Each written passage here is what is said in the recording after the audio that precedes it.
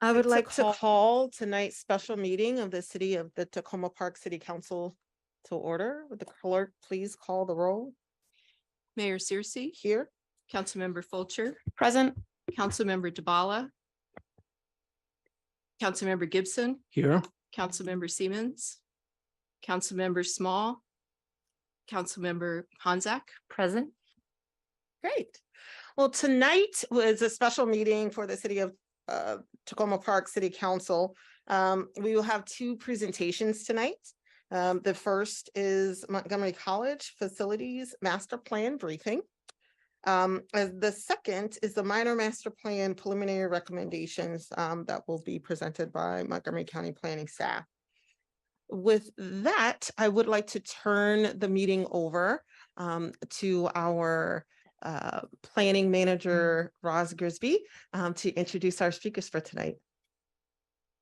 Thank you, Mary Searcy. Tonight, the first topic is the Montgomery College Facilities Master Plan. This is a update the college is doing on their 10-year facilities plan. And we are joined by Dr. Brad Stewart, who's Vice President and Provost of the Tacoma Park Silver Spring campus. And he will brief us on their plan and the opportunities for engagement. So I'll turn it over to you, Dr. Stewart. Okay, thanks, Roz. Good evening, everyone. Let me see if I can make this thing work right. There's the title page. My colleague, Mike Aiken from Link Strategies, that many of you know from some work he's done with the city of Tacoma Park on police department, he'll be here shortly. Otherwise, I'll cover for him.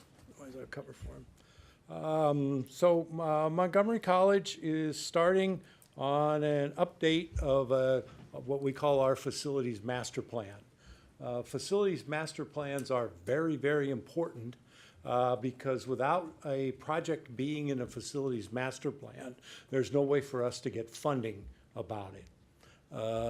So it's always a sort of high stakes thing that we do every 10 years.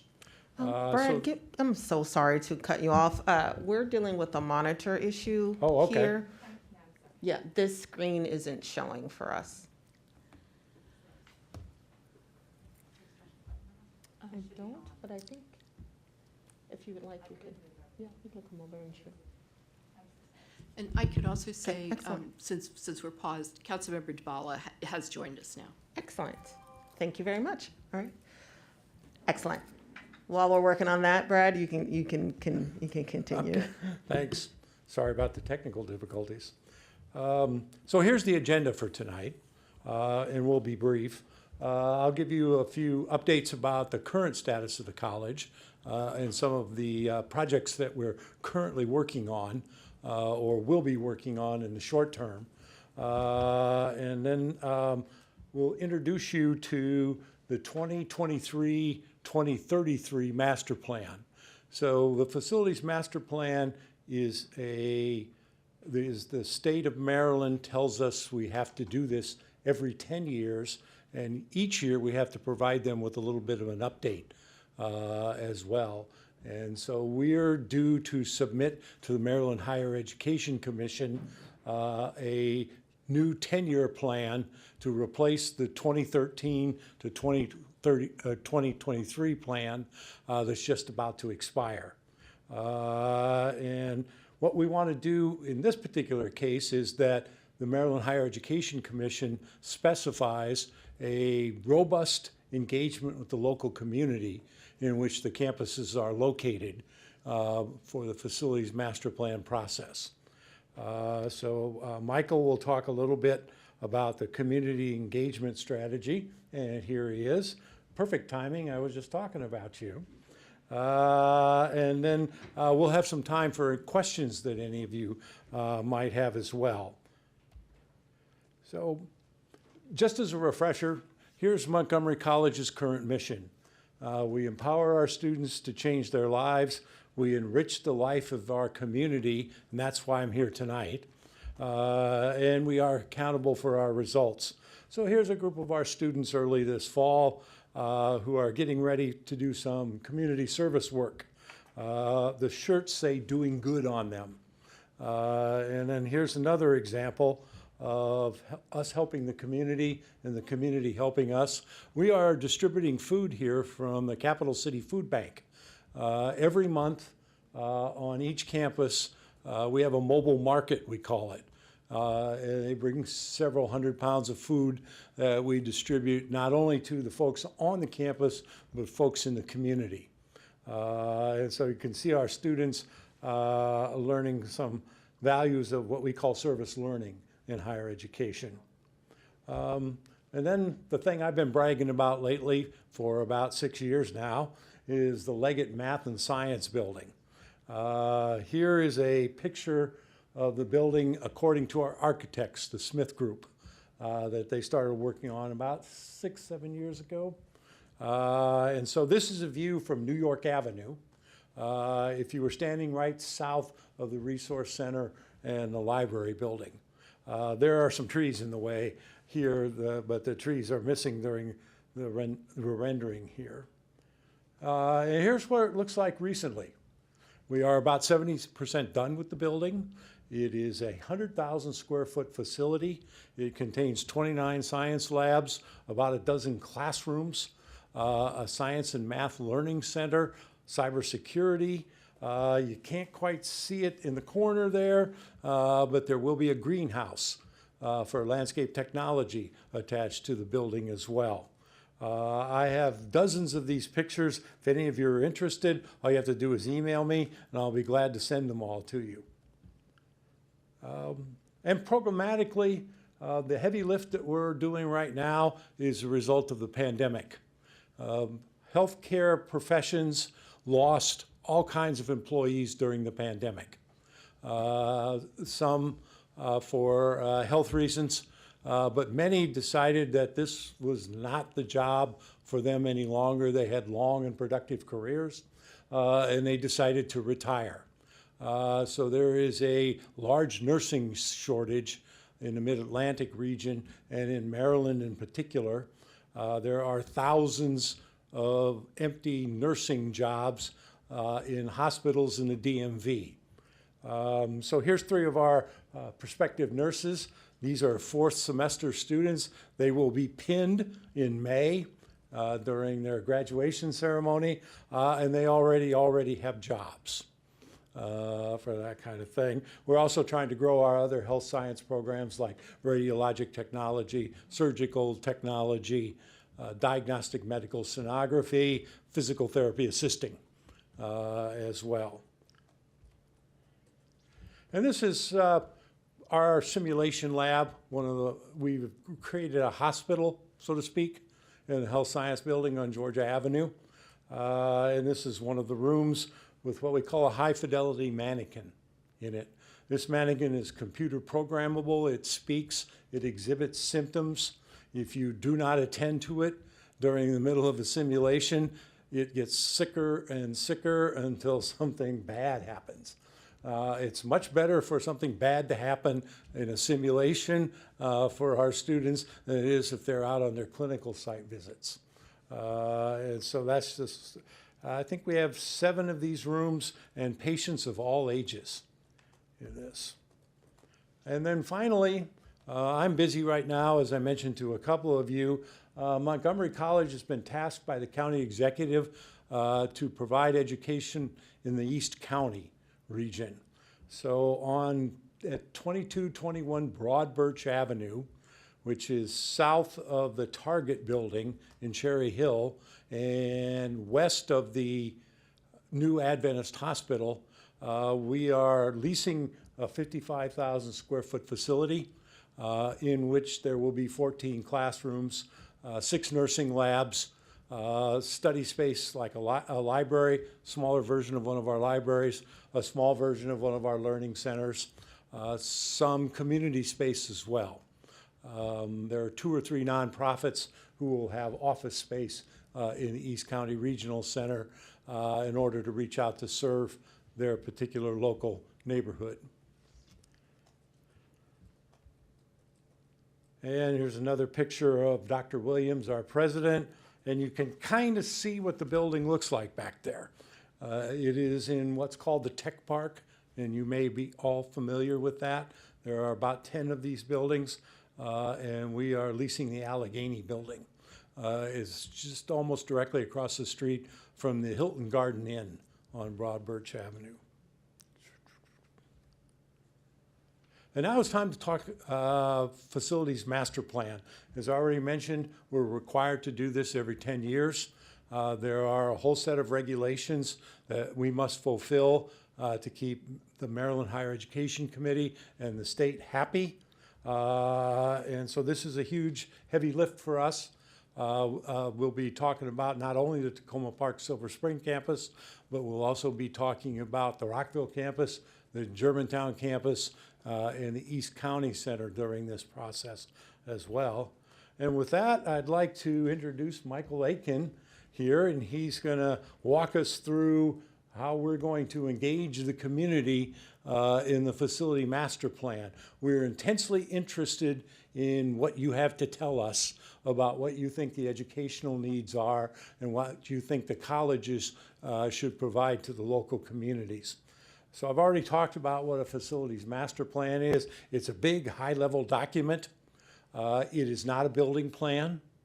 It is a broad thing where we show the Maryland Higher Education Committee that we can meet our goals as a higher education institution.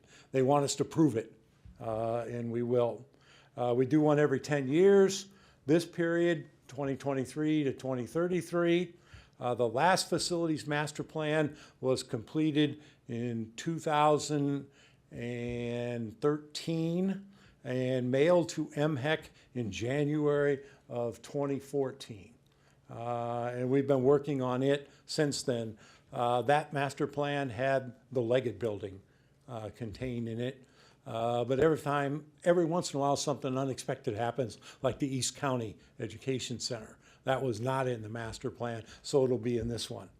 And then there are other resources which may impact the facilities master plan, such as grant money, partnerships with large corporations and federal agencies.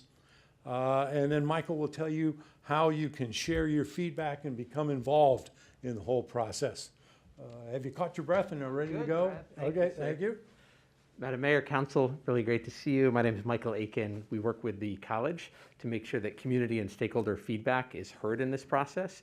We're objective community engagement facilitators. That's our job. We're paid by the college, but our job is to make sure that community and stakeholder feedback is reflected in all of their processes. We've worked with the college through the construction of the Leggett building and currently their renovation of the Tacoma Park Resource Center and Library. So we have a long track record of working in Tacoma specifically. Two specific things here that I think are very important for you all. We have committed through this process, we're going to be doing a kickoff meeting on May 2nd, which is going to be an all community member stakeholder meeting for all of the campuses. It'll be a virtual meeting to allow as much participation as possible.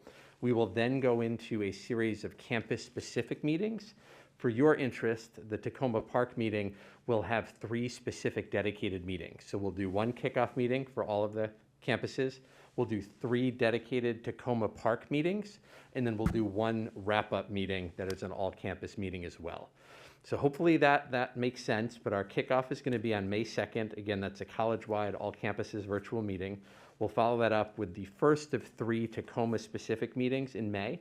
There'll be additional meetings through the summer and into the fall. We'll be designing those in collaboration with any interested stakeholders. So far, we've gotten very good turnout for virtual meetings in our Tacoma meetings, but we do intend for one of these to be a campus site visit, and then the third one will either be virtual or online, depending on what the community expresses a preference for.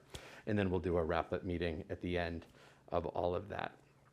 At our first meeting, we're going to do an overview of what an FMP is, help people understand kind of the altitude of the planning. As Dr. Stewart said, these aren't building level designs. They're more campus-wide designs, as you all know from all of the master planning that you've been a part of. We'll continue public meetings through September. At each meeting, we will capture all of the feedback that's been provided, and we'll report out at subsequent meetings on what we heard and what we did with that with that information. So there's going to be a very dedicated effort of following a feedback loop. If you told us this last time, did we hear that right? Here's what we're doing with that feedback, and we'll make sure that's all publicly available throughout. There are weekly emails that go out currently on the Leggett Building and the Tacoma Park Library and Resource Center. We will do weekly emails around the FMP as well. As I mentioned, we're doing specific meetings for Tacoma, campus walks, and then we will have a dedicated website that should go live in a couple days that will answer all the FAQs and have all the meeting materials on there as well. We would welcome the opportunity to share any information with your constituents through any newsletters or any websites that you would like content for. Just let us know and we'll make sure that all meeting notices, et cetera, are provided in advance. And this is the last piece here. I know that's a very long website address on the bottom, so we will share this around for you as well, but this is going to be a dedicated page that has all of the planning information, all of the meeting minutes, all of the things we do online will be recorded and posted here, and again, would welcome a collaboration where we can share any of that content through Tacoma Parks channels as well. That's the end of the presentation, but Dr. Stewart and I would welcome any questions or feedback on how we should do the plan. Great. Well, thank you so much. Just checking to see if we have any lights. Awesome. One, I just want to say thank you all so much. During current construction that's happening on the campus, I receive a number of those updates, and it's very helpful just to make sure that residents are informed about the current status of things. So the approach, I know that things were a little difficult at the start, but the approach that you all have adopted now, as long as you're able to continue that through this process, I think is working really well. One of the things that is helpful to understand just generally the potential scope of given that it's the entire county and what you all are doing across the county, the magnitude of how our little share of that compares to everything else might also be something that's helpful to share. I know it's pretty early, but are you all anticipating in terms of the magnitude of where you're thinking about growing? Because you mentioned East County, you mentioned other locations. What is the idea behind like the facilities master plan and the vision for Tacoma Park's little piece of that grand scheme?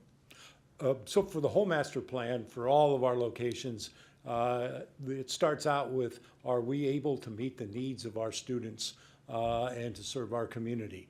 So it starts at that high level, and then it moves down into how are we going to do that.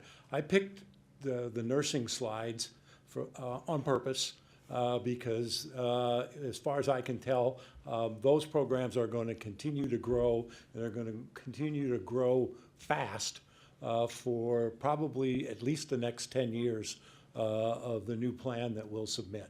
I don't see that labor demand or that workforce demand going away anytime soon. So that's an example of what will happen there. So at Tacoma Park, the Health Sciences building is over on the West Campus on Georgia Avenue. And there's one building site that the whole campus has left.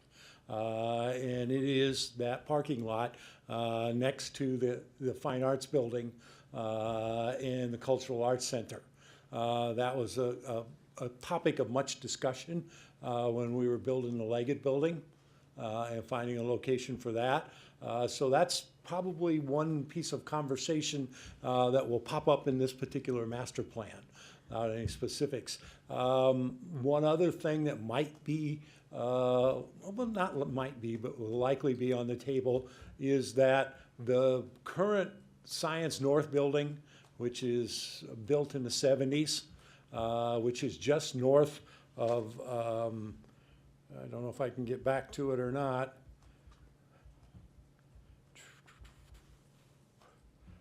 Just north of the new Leggett building. This building on the right-hand side on my screen, in the corner with the white roof and stuff like this. I guess that building is approaching its useful life, the end of its useful life. And so there might be a possibility there as well. I suspect that just from our educational needs and our student enrollment and the need to replace, for example, a recreational facility for our health and PE programs, which is another growing area in terms of labor force issues, is that there might be a conversation about what we would do with that particular spot.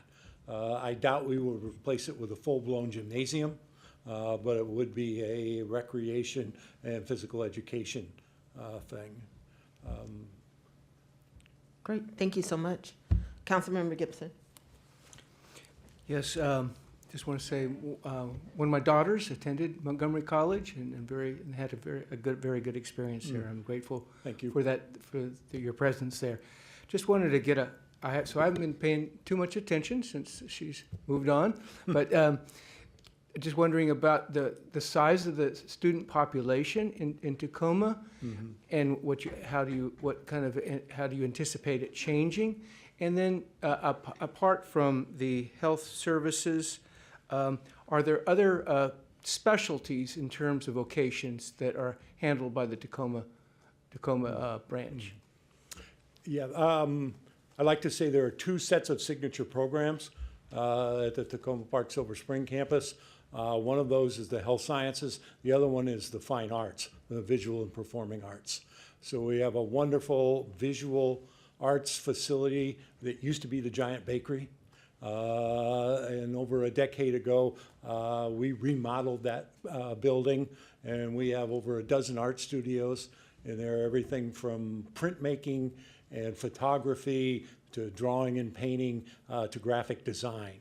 Some of those occupations, like graphic design, are continuing to grow. So that would be one example of another area in which we'd be looking.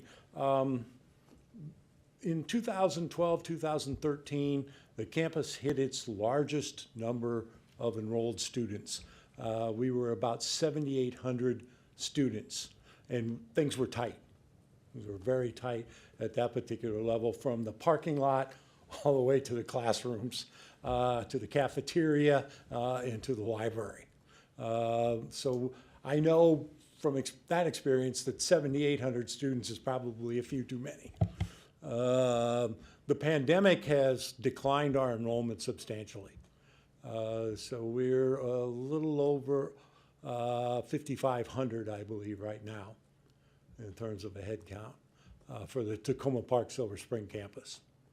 And so that's another thing. We also do a lot of non-credit health science programs that are also in demand. Certified nursing assistants, phlebotomists, pharmacy technicians. Many of those programs will also be offered at the East County Educational Center, but we're also sort of bursting at the seams in the health science building on campus. We are remodeling 4 classroom spaces in that building currently to turn them into nursing practice labs. So, that's all that pops up right away. Michael, do you have? Okay. Councilmember Fulcher? Just kind of piggybacking off of his question, the decline in enrollment, did you see that in any area in particular, or was that just general? Yeah, so many of our students are single mothers. Many of our students are parts of large extended families, and others of them are recent graduates from high school who were not recruited heavily by selective institutions. I think that was as diplomatic as I can get about that. And so the pandemic was particularly difficult for those students. We are hoping, and we are designing programs. We have just been building for the last 3 years a single mothers or student parent operation. We've been beefing that up. And so we're hoping that those students will come back. Now, the decline in community college enrollment is pretty much nationwide, except in certain specific programs like cybersecurity and health sciences. So we're not sure that the golden years of the early 2010, 12 in that area will return to campus But we do anticipate that there will be increasing demand for certain types of programs. There's also a national conversation going on, and Maryland was part of this conversation when former Governor Hogan changed the job credentials at the state level not to include a college degree for a lot of students. They still need a lot of training, and that's us, and we provide that. And so we are anticipating a shift in who our students are and what programs they might be most interested in. Thank you. Good question, thank you. Councilmember Honzak? Yes, thank you so much for the presentation. I'm curious, again, I'm building on the same thing. I'm trying to imagine the future with you. And the ward that I represent, we also have the Adventist College in our space. And I'm trying to learn more about kind of the trajectory that you're seeing and how that might interplay. So I'm aware, I think, that the high schools now, at least here at Blair, I believe it's a countywide program, allow students to now attend Montgomery College for free if they would like to take classes, which is a new feature, as I understand it. And I assume that for the moment is, for time in perpetuity, assuming it's funded. How is that changing your needs on campus? Is a lot of that being done virtually, or is that in person? And does that change? Have you seen any changes yet? Yeah, the early college program has been a huge success across all three campuses. A number of the early college students, what happens in early college is that they select students that meet certain criteria at the end of their sophomore year. Test scores are one of those criteria. And then they apply for early college. And MCPS pays their tuition to Montgomery College. And then they enter into that program, and they never really return to their high school. They become Montgomery College students for their last 2 years. The first year we ran the program, we graduated a group of early college students from Montgomery College before they had MCPS graduation. So within a week, they got both a high school diploma and an associate's degree. So we anticipate that program will continue to grow. We have built an infrastructure for that. Some of those students require additional development of soft skills to be successful college students. For example, at Montgomery College, extra credit is usually not a pathway to succeed in a class if you haven't been paying attention for the first half of the semester. College faculty members are not usually interested in that kind of thing. It is more of a common practice inside of high schools. And so there's some work that students have to do to understand and make the transition. And we've been working very hard on that. The last large early college information session we had, there are about 500 seats in the Cultural Arts Theater auditorium. It was full. I don't know what the right price point is for college. It's somewhere above zero, and everybody will be interested. But free college is really an important thing. And so that stuff will continue to grow. We have strong partnerships with MCPS, with the former superintendent and the current superintendent. They're both huge early college fans. And then there are a couple of other programs too, where high school students can take classes in smaller increments while they're still in high school. We have middle college, and then we have dual enrollment programs. Middle college, we actually send our faculty members into Northwest High School and Northwood High School. And we're doing that as well. If I could just follow up, yeah? I guess what I'm trying to imagine too, it sounds like you're expecting growth in that program, and I'm thinking about needs for housing and how that might change over time. And I don't know what your current sort of the housing of your student population looks like, but if you're anticipating a significant growth in students coming from already existing households, such as students that are living potentially with parents and going to school. I could see that maybe they wouldn't require as much housing, and I don't know how that would impact us as a city, but could you just speak to that just a little bit in terms of your understanding of the numbers and the trajectory there and the housing patterns? Montgomery College currently is not in the student housing business. There is none available.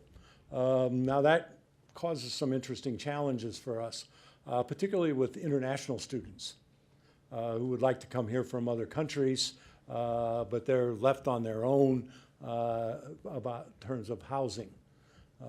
If they don't have family members here, it's more of a struggle. There have been conversations at Montgomery College about those students and what they might contribute to our institution and whether or not we ought to have housing. About every 3 years, the student government leaders descend on my office and tell me they want housing at Montgomery College. They want me to buy the Holiday Inn across the street from the Health Science Center because I think they perceive that they're missing something in the college experience by not having housing. The Germantown campus might be a place, logical place. There are 200 acres there. There are 17 acres here at TPSS. And so that might be where it is, but we're open to that conversation. And if the community would want to be a part of that, we would welcome it. Great. I know Councilmember Dabala is virtual. I just want to pause quickly to see if Councilmember Dabala has any questions.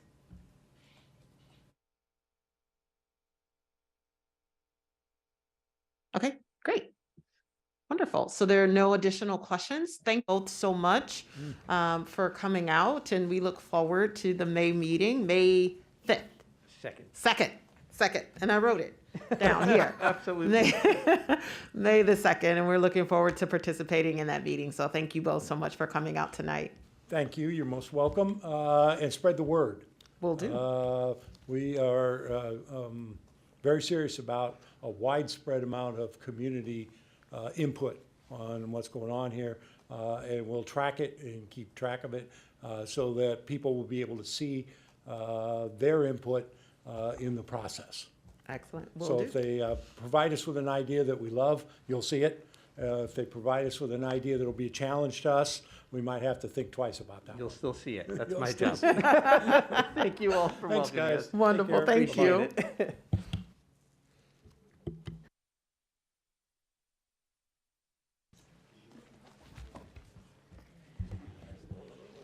Okay. Now we're ready for our next presentation on the minor master plan preliminary recommendations. Thank you, Mayor Searcy. In 2021, the city entered into a partnership with the Montgomery Planning Office to begin a minor master plan amendment to the 2000 Tacoma Park Master Plan. And you have had presentations from the Montgomery Planning team all along the way. And tonight, they're coming before you with draft recommendations. And so I will turn it over to Melissa Williams, who is the lead on the project.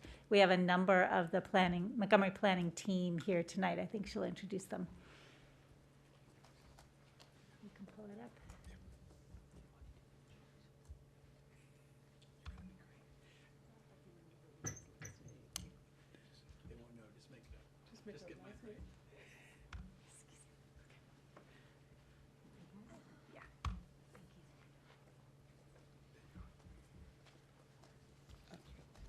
Okay, once again, good evening. I'm Melissa Williams, and I am joined by Elsa Heisel McCoy. He's the area chief for the Down County team. We also have Hai-Sue Beck. She is the planner that's looking at the schools. We have Rebecca Ballo and Casey, historic preservation, and then we have Lisa Gavoni, who is our housing specialist. Okay, so I'm going to go ahead and get started. And so once again, Melissa Williams, I'm the project lead for the Tacoma Park Minor Master Plan Amendment, and this is a presentation of the preliminary recommendations. So the plan is a minor amendment to the approved and adopted 2000 Tacoma Park Master Plan and is a joint effort, as stated earlier, with the City of Tacoma Park. Although it is a minor amendment, it has its own vision, a defined boundary, and provides the recommendations typically found in a master plan. These recommendations include land use and zoning, historic resources, environment, transportation, parks, and community and public facilities. This is the plan timeline. We have made considerable progress since fall 2021 when the scope of work was approved by the Planning Board. We're now transitioning from the visioning phase and working towards the completion of preliminary recommendations. We anticipate having a working draft by late spring with a goal of an early summer public hearing. The red stars indicate where resolutions of support from the City of Tacoma Park will be needed. These are for the working draft plan, which is used for the public hearing, and the Planning Board draft that goes to the County Council. The County Council has final approval authority for the plan, and we anticipate an approved and adopted plan by fall of 2023. This section will speak to the work that has been completed to date. This plan provides, as stated earlier, a minor update to the 2000 Tacoma Park Master Plan and has a defined boundary of roughly 132 acres in size. The Planning Board approved this boundary in 2021, and the plan area boundary includes the following: the Washington Adventist Hospital and University, the Erie Center at Flower Avenue and Erie Avenue, multifamily residential along Maple Avenue, the Tacoma Park Community Center and Library on Maple Avenue, and the Tacoma Park Public Works Building on Ritchie Avenue. It is important to note that plan recommendations for zoning are limited to the area within the plan boundary, and so that's the black hash mark that you see around the map. During our outreach and engagement, we discovered that not all stakeholders understood the planning process, and many expressed concern that their voices didn't or wouldn't matter. Equity in planning is a core tenet of our master plan process, and the team is making sure that participants are given a variety of engagement opportunities, educated on the planning process, and also how to best advocate for their communities and to see that their respective goals and desires are carried forward in the recommendations. The diversity of the community and the impact of the pandemic required creativity and a multi-pronged approach towards engagement. We used a translation service to make sure that documents and other materials were available in French, Spanish, and Amharic. Staff also combined traditional outreach and engagement techniques such as pop-ups and attending community meetings, as well as using social media and other online strategies to reach more than 550 stakeholders. Our most significant effort involved meeting traditionally hard-to-reach communities through door knocking and canvassing in the multifamily apartment buildings located along Maple Avenue, and organizing events for student input at Washington Adventist University. They provided us with takeaways and insight into how people use the community today and what residents and other stakeholders would like to see in the future. What were those takeaways? Residents enjoyed living in Tacoma Park, but were concerned about retaining the community's affordability and about losing the hospital and other assets such as the swimming pool located at Piney Branch Elementary School.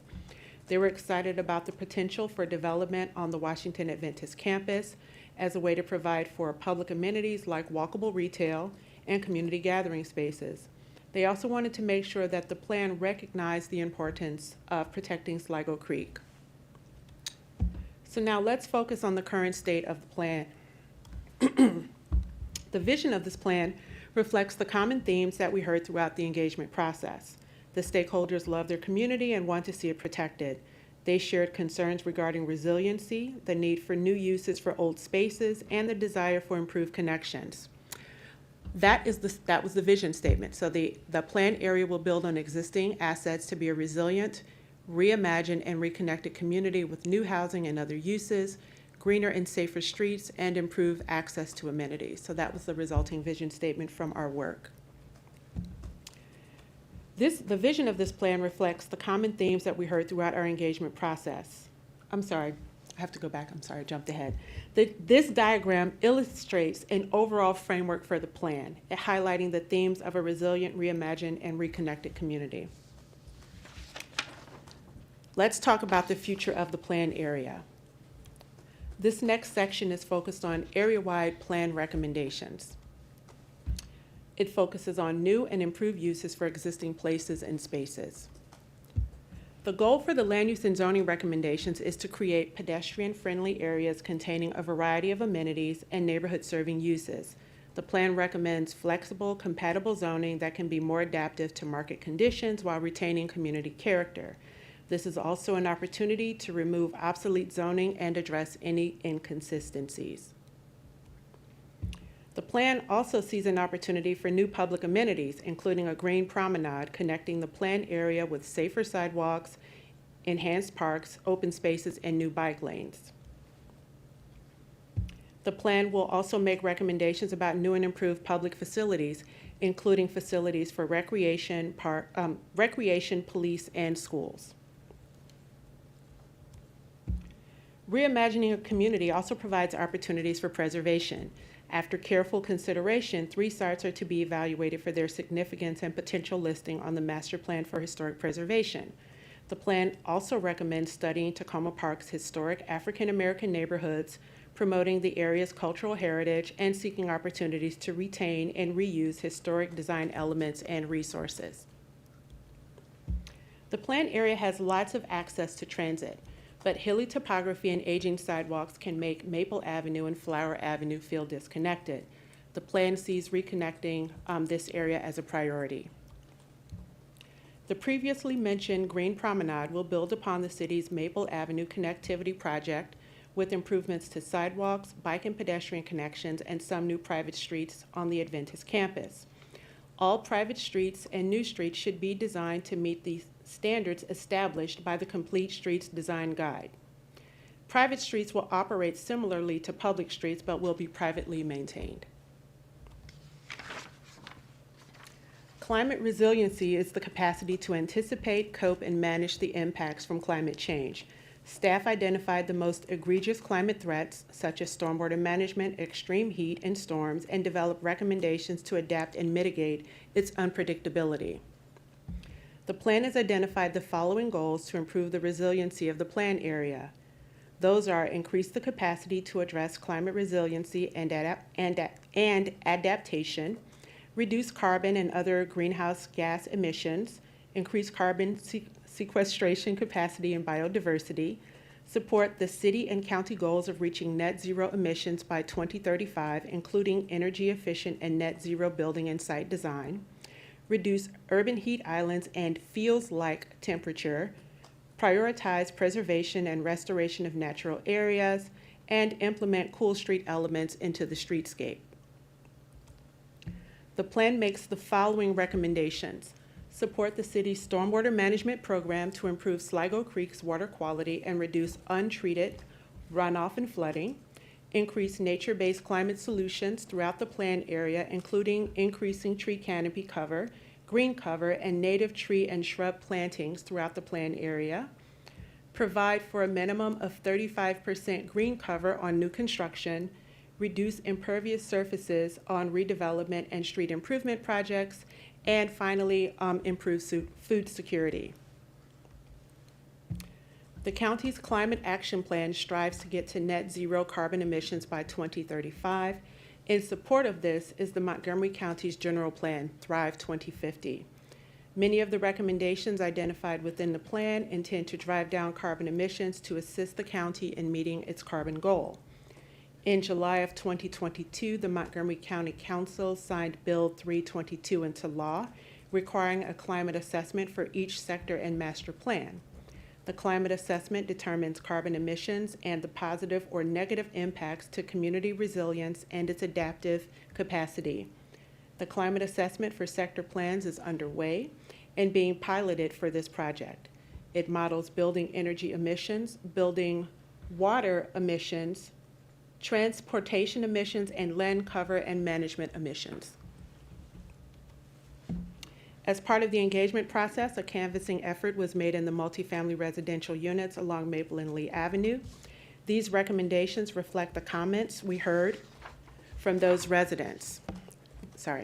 They loved living in the planned area and were afraid of being priced out in the future. There was also the desire to see varied housing types and the need for more code enforcement.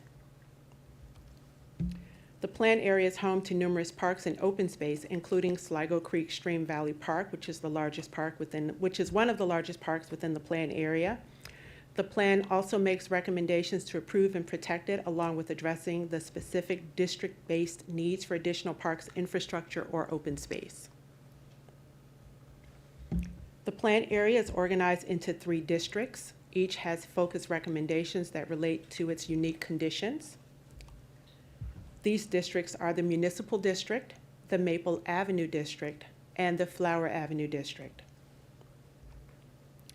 This plan will make recommendations to change the zoning for specific parcels within the planned area. These changes will impact the floor area ratio of these properties. Floor area ratio, or FAR, is how density is measured. Higher FARs mean that more density is allowed. Additionally, there will be recommendations to remove the existing overlay zones. The municipal district is the civic heart of the city of Takoma Park.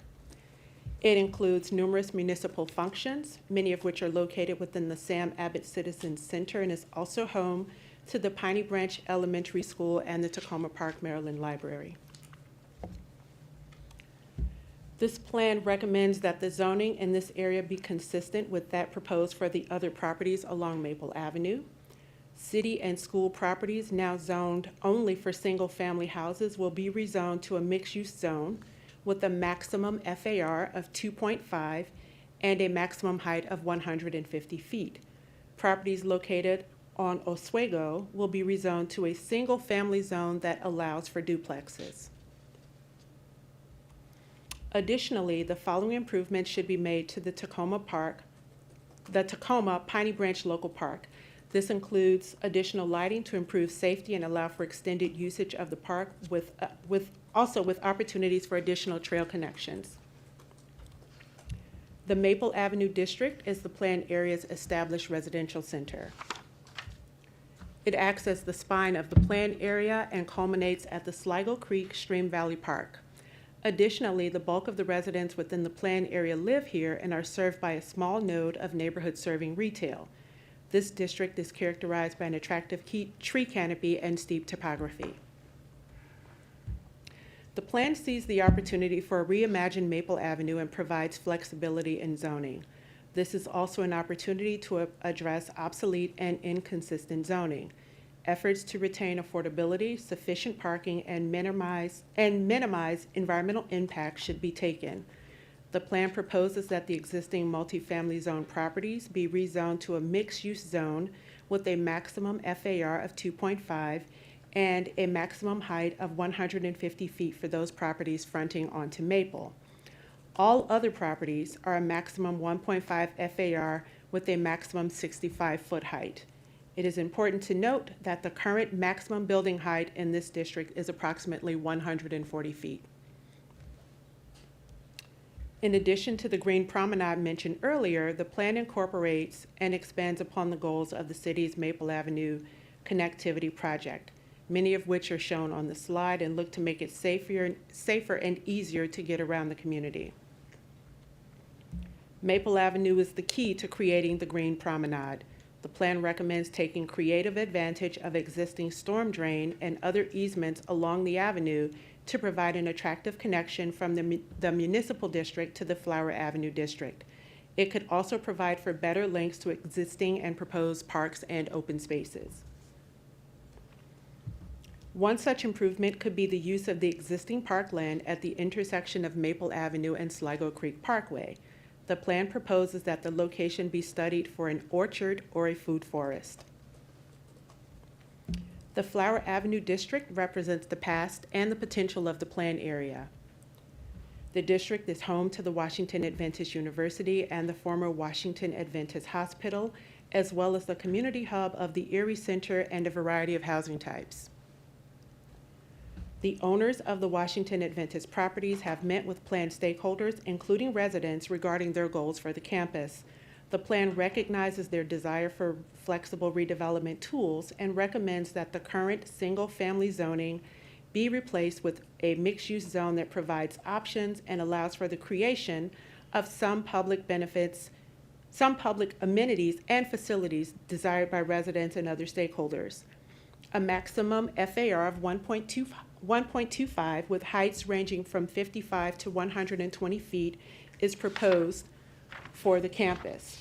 A less intensive mixed-use zone is recommended for those properties closest to single-family homes, and this development should also take care to minimize impacts to Sligo Creek. The plan supports the continuation of the Erie Center as a retail node and seeks to ensure its compatibility with adjacent residential uses. The current mix of residential and mixed-use zones should all be rezoned to a mixed-use zone with a maximum FAR of 1 with a maximum height of 45 feet. Inconsistent and obsolete zoning should also be corrected as a part of the plan. As mentioned previously, the Green Promenade should continue across Sligo Creek and into the campus, providing enhanced access and connectivity throughout the plan area, providing direct links for each district, and ultimately establishing a green connection between the Long Branch Creek Stream Valley Park and the Sligo Creek Stream Valley Park.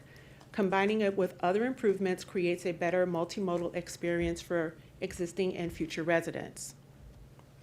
So what's next?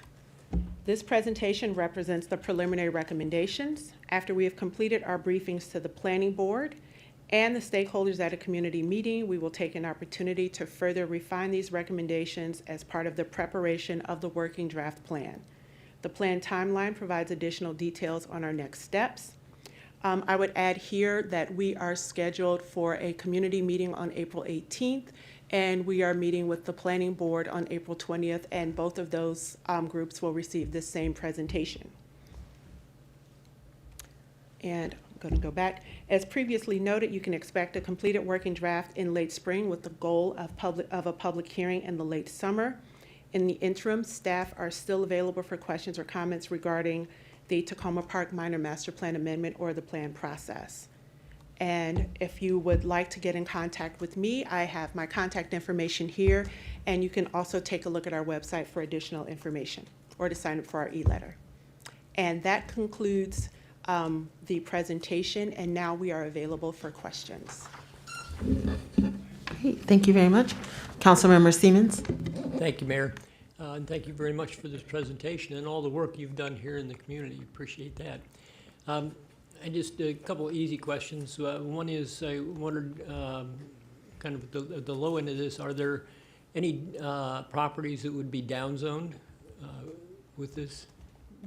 No, we're not downzoning any properties. There were some properties that were actually above their current zoning, and so a lot of what we're doing is trying to bring those properties into conformance. Okay, thank you. And then the other thing, I don't have my computer with me tonight, but are your slides available on the city website? I did email a copy of the slides to the clerk. Okay, I'm sure they're there Oh, then. and then Ross says yes. And then there was also a copy that was sent as a part of your staff report, correct? Okay. Thank you. Okay, And that's all, thank you. thank you. Councilmember Honzak. Thank you so much for this presentation. I have been eagerly awaiting, and it's delightful to get to hear what you're looking at. I know lots of people have questions, so I have a number. I was going to ask maybe about 4 for now. Does that seem about right? Okay. And of course, I will hope I can follow up after this. I've been sort of not wanting to badger folks, knowing that we are leading up to this great presentation. So I guess one of my first questions is how does the new zoning for I think you called it the District 3, the Flower Avenue District, how does that FAR compare to the current hospital site that's there that is already zoned for, but it's a hospital? Can you just speak to that so I can understand that a little bit better? Is it higher density, I presume, and by what amount? So it's a difference. So right now, Right. the hospital is operating under a special exception inside an R60 zone. So in terms of, it is going to allow for additional development, and it's going to remove them from that special exception. So right now, they were kind of limited to the special exception agreement, which was for hospital uses and for university uses. And so this is actually providing them with an opportunity to do a mix of uses. So they could do residential and office, and they can make better use of the available land that they have. So there is going to be an increase in the amount of usable square footage. Yeah, no, so I have that impression. Can you speak at all, though, to with sort of looking at the building that's there right now, so people can imagine the difference in housing density that is possible? What is the maximum difference? I mean, and if you don't know the answer, that's Yeah, okay. I would- just thought it might have been something that was discussed. So I don't have okay. that number, but I can get that to you. Okay, that would be Okay. really, really helpful, I think, for people to kind of try to imagine. Those of us who attended the virtual session that was held by the Adventist group, I think it was about a month ago, right, or two, maybe more than that. I think the time is flying. A few months ago, noticed that they had given us some drawings for their 2 plans that they've put forward so far. They're just drafts, but they consist of 2 towers, and I don't have those numbers right in front of me if they were given to us. But we were all trying to imagine how different those structures might look and be than what's currently on site. So then my second question is, and I don't know if you've gotten to this yet, I know our city staff's been working hard on biking plans for Maple Avenue. And I don't know if your team, in working with the city, has talked at all about how the Green Promenade works with visions of the biking, the envisaged biking plans for Maple Avenue. Do you have any thoughts on that? So I can tell you, we're still working on the kind of the language for the plan, but the way that we envision it is that the Green Promenade is kind of like the ultimate condition. So the idea is that it would be complementary to whatever the city of Tacoma Park ends up recommending for Maple Avenue. So you would have your section that would provide travel lanes, parking, sidewalk, bike lanes, and then you would have the Maple Avenue Promenade, which would be in addition to. And so, but the idea is that it should be as flexible as possible so that the ultimate condition gives us all of those multimodal opportunities that we're looking to get out of this plan. Okay. So it's not necessarily suggesting that the Green Promenade be bumped out, or it's just not that specific, bumped out into Maple, or it's a general recommendation at the moment? It's going to be adjacent to that right-of-way. So what we're really making use of, they're actually stormwater and other environmental easements that are adjacent to Maple Avenue that are unbuildable, so they can't put an actual physical structure on top of it. So we're looking at creative ways to make use of that to provide for additional kind of multimodal uses. So the idea of having either a wider sidewalk or wider tree panels, or even potentially an additional bike lane. I think ultimately what we're hoping to get is it's going to have to marry nicely with whatever ends up being the final recommendation for the Maple Avenue connectivity project. Okay, thank you. Mhm. And let's see, I guess another one was I think if I understood that one correctly, there was the recommendation for, I think it was the corner of Maple, and I understand it to be the area that's right across from the Maple Bridge that you were talking about, the food forest, urban forest. Yes, is that I right? put it on the screen. Yeah. Could you speak a little bit to specifically what the plan entails for marrying that with, let's say, expanded recreation opportunities? If I didn't hear you speak to that, but I was very, very keen on hearing more about recreation and if it does or doesn't relate. Currently, that space is, at least in part, is used largely for people playing games in the space and field-based activities. So there have been a variety of different proposals, and I know there's a lot of interest also in doing the food forest, but I'm just curious where that interplay is in the whole plan.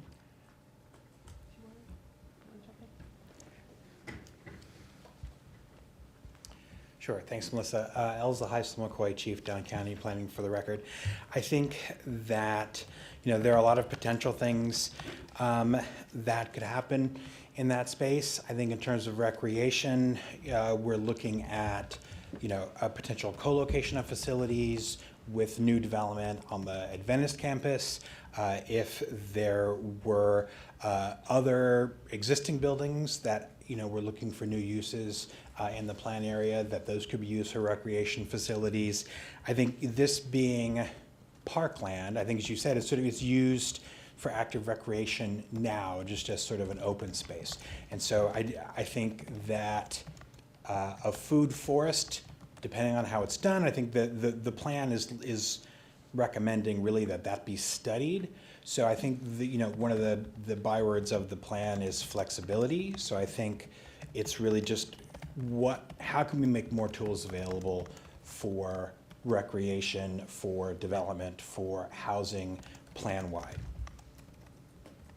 Okay. So kind of a non-answer, but I think a very accurate non-answer.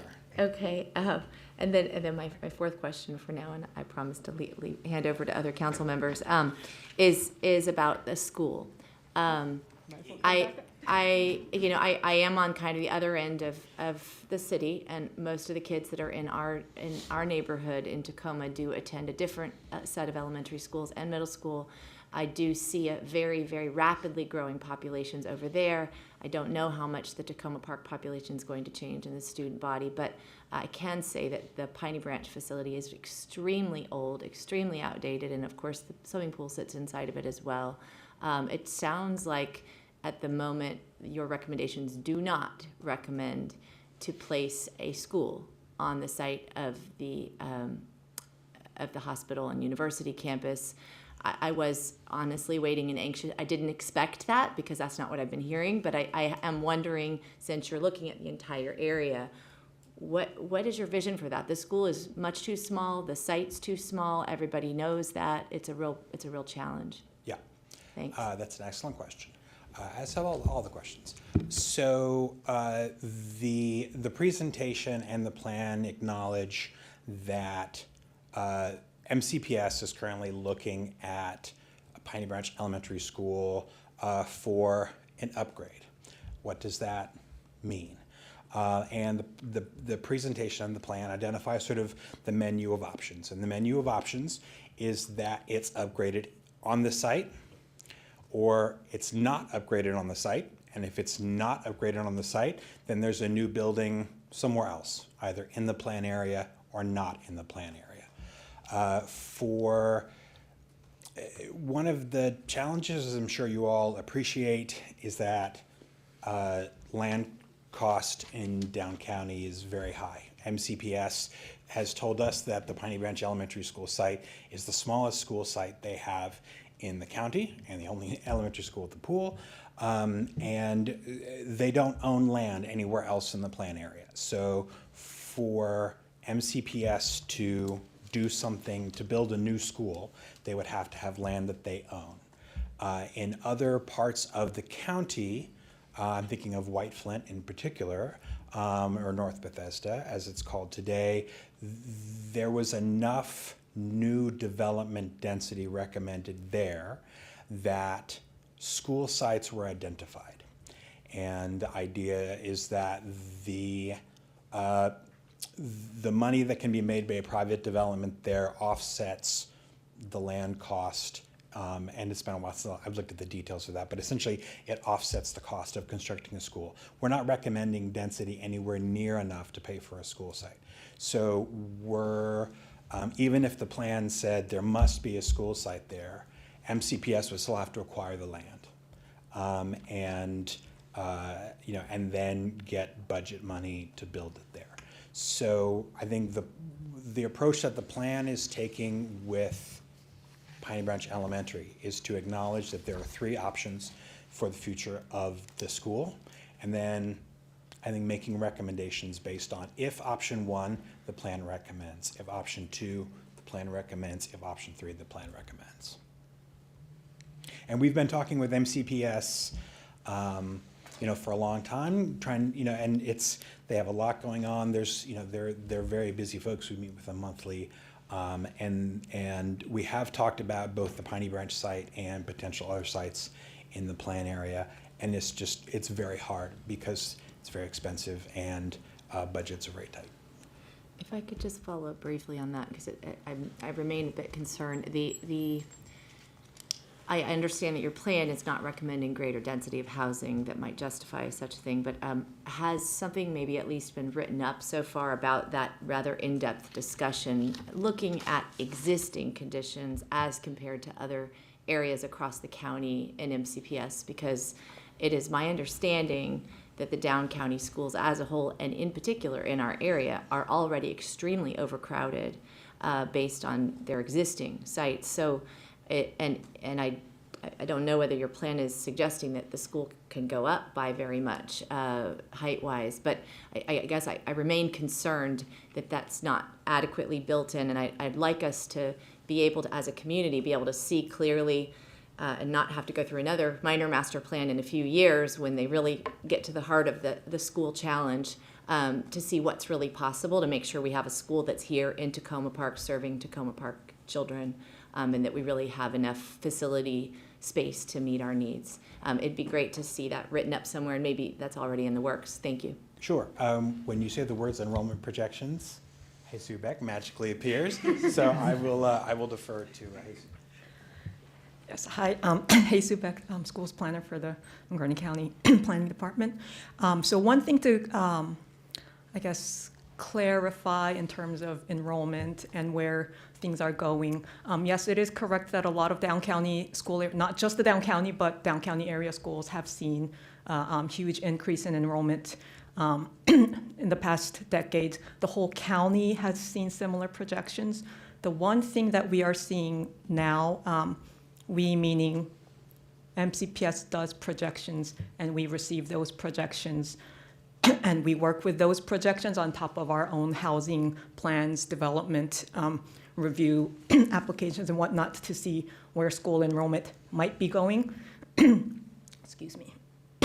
For the Takoma Park plan specifically, we did do, I guess, hypothetical scenario. If every single residential parcel that we are zoning for in the plan area gets built. It's a hypothetical situation. It does not always happen in that it happened the way we project. Most of the time, only a portion of it gets built. Sometimes even if the whole thing gets built, it takes decades to get built. So the numbers that we project from this scenario is not the exact numbers that MCPS sees in their projections, but we have done that number at once and compared to our best that we can with current MCPS's projections in the area, schools serving this area and their projections. There is enough capacity in this elementary schools in the area. The one thing is Piney Branch Elementary School, initially when they were being approved for a CIP project from MCPS, was projected to be overutilized. That trend has already changed, and Piney Branch Elementary School currently is projected to have, I believe, over 100 surplus seats. The interesting part is it might be confusing, but Piney Branch Elementary's enrollment is still going up by a little year by year, but when you go down to Takoma Park Elementary School, where the kids are coming up from, their enrollment has dropped significantly. Those are the kids who are coming up to Piney Branch Elementary School. So Piney Branch Elementary School's projections for further out is going down. And that's as far as we know. We don't know how this will look like in 10, 15 years, but for now we can look out 5, 6 years. And that is where we're comparing our master plan's housing numbers. And we're saying, for now, the numbers seem to balance out. At the same time, if the numbers grow even further, the current Piney Branch site, okay, again, the addition is a challenge. So we are putting in words that when the Piney Branch construction is being considered, that potential capacity expansion should be considered as well. But we don't see a need for an additional elementary school just by the numbers currently, the max numbers we're seeing from the Takoma Park residential visions are between 150 to 300 something. So that will not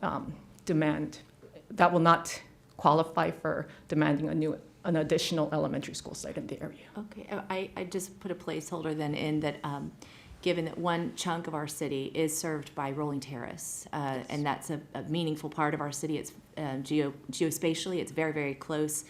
Some of the sites that you've actually got covered, the houses, are zoned to Rolling Terrace.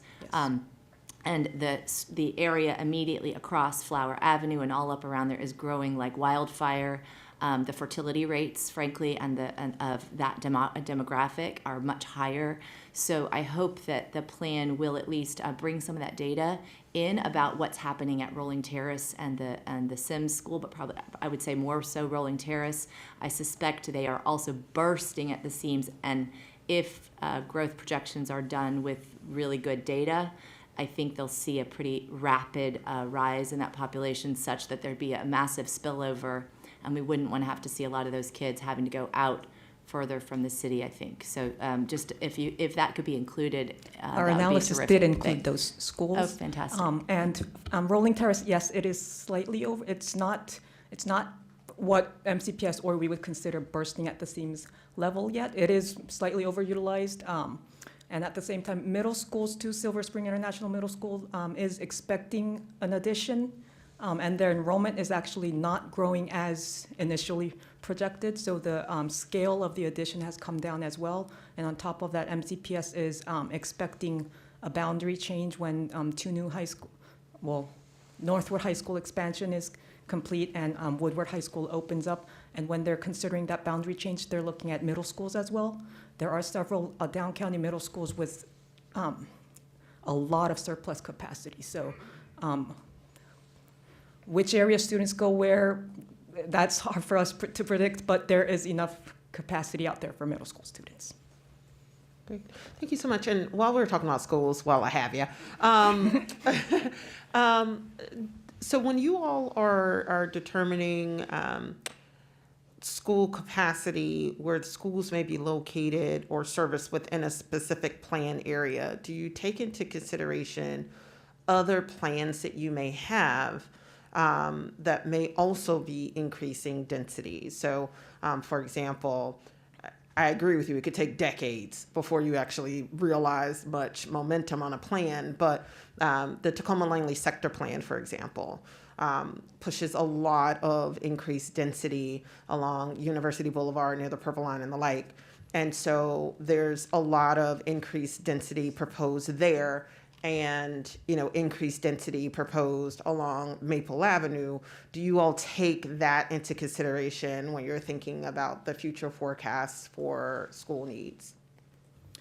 So to the extent possible, we do, but at the same time, again, number one, the actual enrollment projections come from MCPS, and we do not have, I guess, any knowledge of how their projections work. We do share our data every time we have a master plan of how many student enrollment that we are expecting to increase from a certain area. So that's for now, that's the extent possible that we are doing. We're sharing their numbers, and then they will share their concerns with us if they think, for example, in the Fairland, Briggs Cheney area, they were sharing, when we shared our numbers, they told us none of the elementary school areas in the capacity can be expanded any further. We will need an additional option if anything happens here. So to that extent, we do work with MCPS to have, and that's most of the planning that we're trying to do in our master plans. We're not saying this is the number of students that our master plan will produce, so MCPS, you need to build this. It's more of figuring out this is the number of students that might happen, MCPS, and do you have enough options to accommodate that growth when it happens? And if that's not an option out there, that's what our master plan team tries to figure out ahead of time, so that when the enrollment growth does happen, the plans have been laid out and MCPS is able to follow through on it. Yeah, no, that makes sense. But I do think that because of the unique geographic boundaries of the city of Tacoma Park, we have a number of different sector plans that may be designed, rightfully so, to increase density in different segments of the community. And so if we're not as we're developing the plans for the specified areas, if we're not taking a more of a holistic view to say, all right, we're increasing density tremendously along University Boulevard near the Purple Line,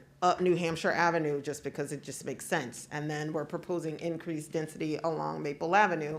And we're only thinking about school capacity from the perspective of one specific plan.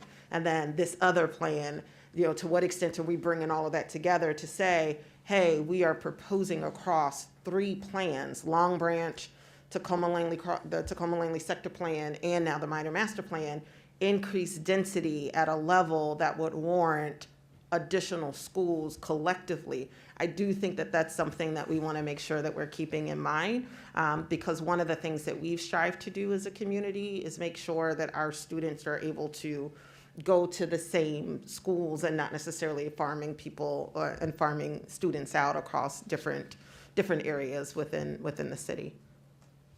That is well understood, and that is, what we try to do to the most part.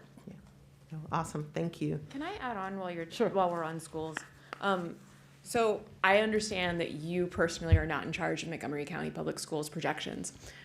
So I'm a mom of 4, and I don't think that there's been a year that my kids have been at, for instance, Tacoma Park Elementary School, where there haven't been at least 10 classes per grade, and sometimes up to 13 classes per grade. So my lived experience is not what you're saying. And, the principal is having to do things like have more reading and math specialists so they can pull students out of the class so that technically we can be reaching our ratios of student to teachers. And so I would really appreciate being shared the information that you're looking at that Montgomery County Public Schools is sending to you, because I just personally find it hard to believe. The Tacoma Park Elementary School and Pine Branch Elementary School is a rather unique situation where they're called a paired school. Back in the days, I suppose they were 2 separate schools, and MCPS, I believe, as an effort to integrate schools back in the perhaps 80s, 90s, made some paired schools. So Tacoma Park and Piney Branch is one of the 6 pairs of schools. So that is why the number of classes per grade level is enormous compared to other K-6 schools, because it is basically 2 schools together combined, and then the K-2 level and the 3-5 level split. But when we're talking about capacity and utilization, we're looking at the number of classrooms in the building and the number of students that MCPS will seat according to their staff and student ratio. And then we calculate a number. And if the number of enrolled students is above a certain percentage, we consider it overutilized. If it's below a certain percentage, it's considered underutilized. So the number of class per grade level is not necessarily a reflection of utilization. I mean, the schools are very close to each other. It's not like they're on, different areas in the county, right? And so, are the other schools that you're talking about that are paired, they're also experiencing up to 13 classes per grade? I believe so. Rosemary Hills, I believe, is actually a triple paired school. So Rosemary Hills has K-2 for North Chevy Chase and Chevy Chase Elementary School. And then for 3-5, students will split to either North Chevy Chase or Chevy Chase. So they will have class size, number of classes just as big. The one difference may be that Tacoma Park and Piney Branch Elementary Schools are still what is considered not Title I, but focus schools. So their class sizes are smaller than Rosemary Hills and Chevy Chase and North Chevy Chase, which operates with a higher staff-to-student ratio. So with the same number of students, Tacoma Park and Piney Branch Elementary School will have more classrooms per grade level because their classroom sizes are smaller. Can I add, I think it's important to keep in mind that we're dealing with a number of different sort of parallel processes here. So the Tacoma Park Minor Master Plan Amendment is a 20-year plan. So we're doing a plan for really a generation. MCPS is doing their plans, I want to say for 6 years, for the 6-year CIP. So we work together and say, okay, this plan, which we're not going to do for another generation, is recommending this many units, so be advised that this is the maximum build out. And MCPS says, thank you. But when they are doing their CIP analysis, they're looking at more on the ground data. And so they're related, but they're not directly connected. And then every 4 years, the county council does the growth and infrastructure policy now. It's been called the subdivision staging policy and a number of things. And that's where they look at the school numbers and the school utilization payments, and they look at sort of how the schools and the clusters, how much capacity they have, and if schools in the cluster are over capacity, the new development has to pay a fee per unit, per square foot fee that's used to fund new schools. So it's in the practice of how schools get updated.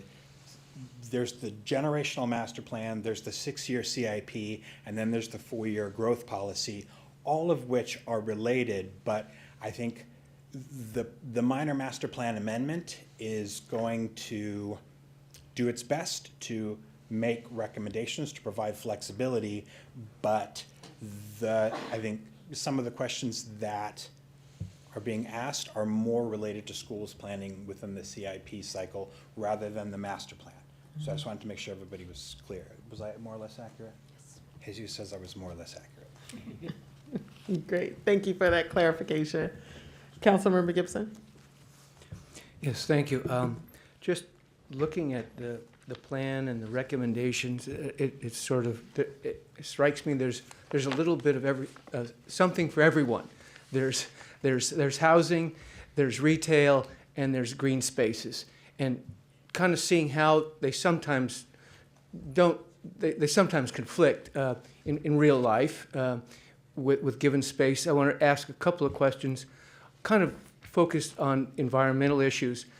You mentioned in here restoring Bashir's Run, which is, I'm just kind of curious how that would take place because it's under this building, Bashir's Run, and it's it's a underground stream and pipes that, and I'm just wondering how you would restore that. I presume it might be a part of that green corridor, but I wasn't sure. Can you elucidate? Sure. So I was hoping we had a map that had a better image. So I'm just going to use what we have. So Bashir's Run in the plan, there is an outfall that actually is on parkland.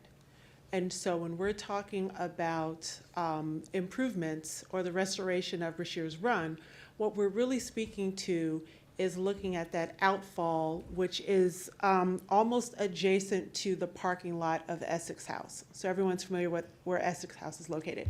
Okay, if you were to step off of that parking lot that's in the front into parkland, you would be very near where the existing outfall is for Bashir's Run. Right. And so that outfall currently today, it's troubled in the sense that there's a lot of debris there, it's eroded, it's not functioning the way that the Parks Department and our environmental planner would like to see it function. And so when we're talking about restoration, we're really talking about this effort that has to happen on the parkland in order to improve the outfall. Oh. Now, the stream that is underneath Maple Avenue, that pipe stream, we're not recommending that stream be day-lit. We're not talking about doing anything to that stream that's in those 2 pipes that run along Maple Avenue. But there is a connection to the plan because where that stream is under Maple Avenue, it crosses Maple Avenue, and then it is essentially running along the parking lots on that side of the street, and that's kind of that unbuildable area. So when we talk about the Green Promenade, what we're talking about is making use of that parking lot and that land that's above, that's built on top of that pipe stream, as a way to get some public facilities in place. So you can't put a building there, but what you can put is, you know, green panels, some additional stormwater management, gathering spaces, tree canopy, all of those things can go there because they're not permanent. That's helpful. So focusing primarily on the outfall at Parkland, but then Yeah. above the Bashir's Run. I guess going back to the mayor's comment and council member Honzag, other plans, the plans that are still in process with the Metro Center, the Metro, with a rather sizable development there and its impact on stormwater will have impact on Bashir's Run. It will, and it is looking at potential stormwater issues from that potential development. Is that a part of your calculus? So there is a comprehensive approach to looking at stormwater management within the plan area. Unfortunately, our environmental planner is not here, but I can get additional information for you. But the position that's taken is that we are looking at this holistically and looking at ways to improve the impact to the Sligo Creek, and then also looking at the various outfalls that are within the plan area. Good. I'd be anxious to hear more about how any potential runoff and stormwater from the new development there would impact Elsa's going to jump us. I mean, I would add, so I'm assuming you're talking at the DC, on the DC side. Yes, yeah. Yeah, Well, so- it abuts Right. Tacoma But Park. yes, I just want to make sure we were talking about the same Yes. thing. So, I mean, as a general matter, you know, we at the department are looking at stormwater on a project by project basis. So we don't, but I think it's fair to say we would certainly have opinions about it. We don't have stormwater data about stormwater management on the Tacoma Metro site and what the amount of flow is going to be into Bashir's Run. I think that's something that's going to be sort of above and beyond the scope of the plan. But I think looking to restore the outfall, when it got to the point where specific improvements were to be made, then I think there would be more data that would be involved in the technical aspects of that. But at the sort of the generational planning level, we're not going to be looking at that much data. Well, I think that it's something to look at. I don't, you know, you have your scope of work, and I'm not technically proficient to talk about it, but it has been raised as an important issue. Even now, even before the Metro goes in, we have stormwater issues, and our proposed library has been impacted because we discovered how much that we were on a floodplain right now.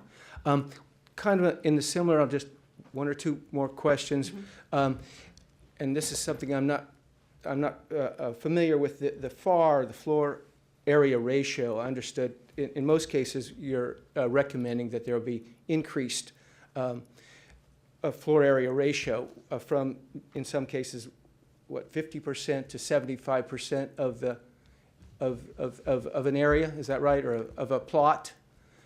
When you go from 1 to 1.5, does that? That would be an increase. So I guess my question is, we have to increase. I think that it's helpful for us to increase density and provide more housing. I'm wondering what about the footprint of all the other impermeable surfaces? In other words, we have, if we cover up with a building and then a parking lot so that there's basically no permeable surface, then we're making that stormwater situation all that makes worse. So how does the FAR, does it interact, or how does it, how do we capture what the total impermeable surface might be? So I can tell you that that one of the recommendations in the plan to address that is that 35% of new development must have green cover. And so that green cover, when we talk about it, that would be your green roofs, that would be your tree canopy, that would be your grassy areas. So the idea is that right now, in many cases, there is very little, if any, stormwater management on Right. some of these properties. So as we're making recommendations for new development, what we're saying is that we're kind of going from this level of not having much of any to new development would have to be at least 35% of the site would have to provide some amount of green cover, which would be designed to capture some of that runoff. So, yeah, that makes, that's wonderful, that, and makes absolute sense where there is existing properties with parking lots from fence to fence line. Right. If we're changing some of the residential housing to FAR 1.5, if I'm is right, then in that case we may be reducing, even if you had a 35% minimum, we may reduce permeable surfaces in that case. Is that correct? So I mean, that would depend site by site, but I think it's also important to point out, as Melissa mentioned, that a lot of the sites that we're talking about were built before the city's current stormwater management practices. So really, most of the great, majority of them are going to get the first whack at it in terms of meeting the city's stormwater management requirements. And then they're also going to have to meet the 35% green cover. So I think in each case, and there aren't, most of the single family zoning sites that we're recommending sort of going from, lot size. So the R60 is a 6,000 square foot lot. My neighborhood is zoned R60 to an FAR based lot. We're talking about, this site. We're talking about the school next door. We're talking about the campus. We're talking about public works. We're talking about sites that are not developed with single family homes.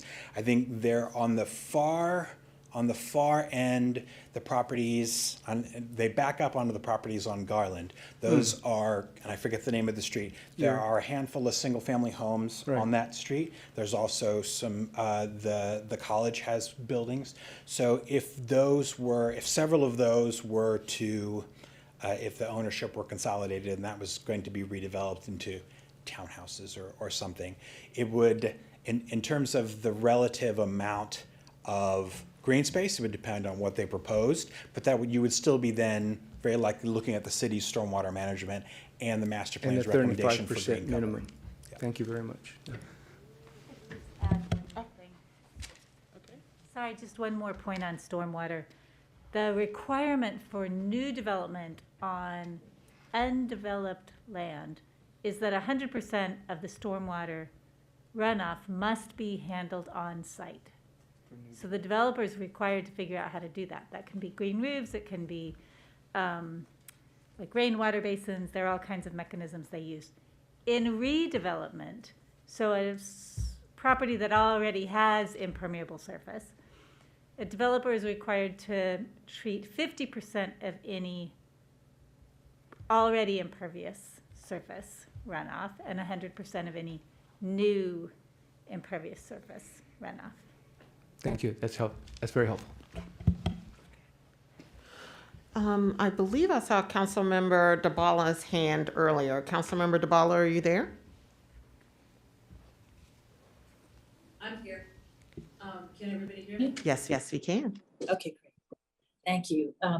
Following up on some of these questions, but first let me say thank you for the excellent presentation, and in particular for all the outreach, the variety of outreach techniques you employed and the way that you did all that. I really appreciate it. And directionally, this all sounds pretty good to me, but to follow up on some of the questions about the zoning specifics in particular. So for the person who doesn't know that much about floor area ratio, you started to give some context. So for example, you said on Maple Avenue, current buildings can go up to 140 feet. So you're talking about 10 more feet. Can you give a little context for the floor area ratio compared to the single family home? If a single family home is maxed out on a lot, what is that? what does that look like compared to the footprint of some of the building sizes you're talking about? Look. Just- No? Yeah, we're bringing him backup. Elsa's back. So I've been at the department for 6 months longer than Melissa. So these are all the things you learned in the 6 months that you were there. Yes. So they're really, they're just different systems. So single family zoning, I don't know where to look. I'm looking at the screen. So if you're there, I should look at you there. The single family zoning is based on lot size. And so it's, if you, 6,000 square feet, if you have an acre, that's what, 6 or 7 homes. So the FAR looks at the size of the site and says you can build twice the size of your site. So it's really apples and oranges. And especially, as I mentioned, there aren't, the majority of the properties that, in fact, I can't think of any, other than the ones that I mentioned on the street that I can't remember the name of. Most of the R60 properties they're either municipal uses or they're special exception uses related to the hospital or the university. Yeah. And so they got sort of a special dispensation that says you can have this many uses, you can have this many square feet, you can have this many floors. Going to the FAR system, you have density limits, you have height limits, but as we've talked on a couple other things, those are only sort of 2 of the layers that go into the development of a site. So that's a theoretical maximum, but by the time you do all the other things, and for the sites that are next to single family homes, the zoning code has a compatibility 45-degree angle. So there are other recommendations in the master plan. There's county forest conservation, there's the city's tree ordinance. There are a bunch of things that take that block of density and start to whittle it down to what you actually get on the ground. So it's fundamentally a different system. But I think, there are some houses up on Oswego that are R60 that I think we're recommending be rezoned to R40, which would really just allow duplexes. So it's still single family homes, but duplexes instead of single families. But I think, again, other than the ones that are on sort of a more mixed street, the R60 is not being used as single family today. And so if I read it correctly, the 3 different districts within the plan have slightly different recommended floor area ratios. What was your thinking about the hospital property area versus the Flower Avenue area versus Maple Avenue in terms of the differences in density and height? So I think we're looking. We can tag team it. I think we're looking at sort of the existing development on Maple Avenue. Melissa talked about, there were some non-conforming properties, which means that the existing buildings have more density than is technically allowed on the site. And I think, we've talked to some of the affordable housing providers for some of the properties on Maple Avenue, and we're looking at, some additional density to allow some additional housing, perhaps with different unit types. And so, we want sort of a consistent feel along Maple Avenue. So the building heights at 150 on Maple Avenue is 65 feet as you're moving up the slope. 2.5 FAR, again, it's not, it's not doubling the density on the site, but it's allowing a certain amount. And as we move forward, we'll have some more definite numbers. And then on the Adventist site, it's over 40 acres. And so you don't need as much, you don't need as high an FAR. You don't need as high a multiplier because your base is bigger. So we think, and we've been talking to the Adventist folks, that we have a number that allows them, a market-ready development approach that is also compatible with the community. One thing I didn't see in the plan, or maybe I missed it, how you handle additional access, vehicle and pedestrian and bicycle and et cetera, access, or are you thinking that there were plenty of people going in and already when it was a hospital because people were working there. So the capacity was already there. So the plan does make recommendations related to private streets. And so the Adventist group actually, in their development proposal, they'd actually mapped out where they thought private streets made sense or additional access points made sense. So we'll probably expand upon some of the work that they've done as we continue to work through our recommendations and move towards a working draft. But we are looking at improving the connectivity across the campus. And so that would be the introduction of not just private rights of way, but also looking at pedestrian paths and bicycle lanes. So the goal for that property, because it is so massive, it's roughly 40 acres, we're looking at providing a variety of mobility options through the site. One other question. I think I heard you say that the written plan as opposed to presentation slides wouldn't be available till later this spring. When would the climate assessment be available? So the climate assessment actually is the way that it's supposed to work is that it's going to actually review the recommendations. So we're anticipating that as we get closer to the public hearing draft, you'll actually have something that you can look at that's kind of the climate action assessment that's reflecting what the plan recommended. So the way that it's being proposed right now is that document is actually a document that goes up to the council with the planning board draft. Okay, and then am I right that the only thing I would add, I'm sorry to interrupt, council member. The only thing I would add is that the methodology for doing this climate assessment is brand new. Yes. And we are The pilot. active. This plan is going to be the first one that's going to be just in terms of its timing. And so we're still working through some technical things. And so if the model was perfect, I think we'd be using it already. So we'd love to have it in time for the staff draft. It may take a little bit longer than that, but as soon as we have it, we'll bring it out. Yes. And so am I correct that an actual written plan, like a staff draft, that's not now? The staff draft is actually something, what we're calling the working draft of the plan is actually something that will be coming back to you with in May-ish. We'll be back with that document. And what Elsa's point was that if possible, we may have a climate assessment that we can provide you, but right now it looks like it may take a little longer because it is a pilot project. And so again, right now, what we have is the slides, the presentation slides. There's not a more detailed written document because you're trying to get input on what this is. So this is essentially the draft recommendations that if we're going to present these, like we presented these tonight, we'll present them to the community and then we'll present to the planning board. We're taking all of the feedback that we're going to get at every step.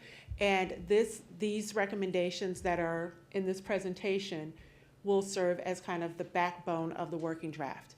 So we will take this and this will be fleshed out and this will become the working draft for the plan. Great. Two more questions. No problem. There's been a lot of talk about the size and density of the buildings, but I don't want to let it slip by that these are mixed use zones, if I understand it correctly. So that would include some commercial. And you have at least 2 and maybe 3 different kinds proposed in the different districts of the plan. Could you just comment a little more on that so that people can think about what that would look like? Okay. So we're looking at, the CR is a family of zones. The 2 that were selected for this plan are the CRN, which is your commercial residential neighborhood zone, which is less intensive uses. And so that is recommended for the Erie Center, and then also we're looking at the Greenwood Avenue property. So those are the properties of Washington Adventist University. And then the rest of that campus and along Maple Avenue, we're looking at the CRT zones, which is commercial residential town. So that allows for more intensive uses, but what it also has is optional method development, which essentially means that anything above standard method requires that they provide specific public benefits or amenities in order to capture that additional density. So those are like the immediate differences. The most important is that the CRN is designed to be less intensive, more neighborhood focused. It does not have an optional method development part. So there is not that kind of requirement to provide these public benefits and amenities. The CRT, because it provides for more intensive uses, and the FAR can be greater because they have to buy their way to it. And the C and the R are equal. And the C and the R in the plan are going to be equal so that we provide for flexible development. So it's going to be based on market. The market is going to be able to have some input in terms of what sort of development is most appropriate. Thank you. I think that was a great explanation. Okay. I think that public benefit part is important for people to understand. Okay. And my last question, which might be the mayor's question, so maybe I should let her ask it, is when you say that you are looking for some kind of support right now from the city council, what does that look like? What are you looking for? So in this particular instance, this is really just a briefing. And so this is giving you an opportunity to see the work that we've done so far. You can actually hear the recommendations, ask questions, and it's kind of the beginning of the conversation that's going to happen when we come to you with the working draft. So the recommendations that you saw tonight will be in the working draft with some additional information, or additional detail. And so this is an opportunity for you to weigh in if you felt that something wasn't hitting the mark. Definitely chime in and let us know if there were things that you thought were not included that you wanted to see. I think we got a little bit of that tonight, some of the things that you wanted to see in the plan. So we're taking all of that into consideration. And if there are things that you really love, we want to hear that as well, because then that kind of cements that we were on the right track, and we can beef some of that up in the plan. And as for kind of the feedback, we won't need kind of an official statement from you until we get to the working draft. And that's when we would come back to you with that draft document, and we would be looking for a resolution of support, or a resolution that showed, any potential changes that you wanted to have made to the document in order to feel comfortable supporting it.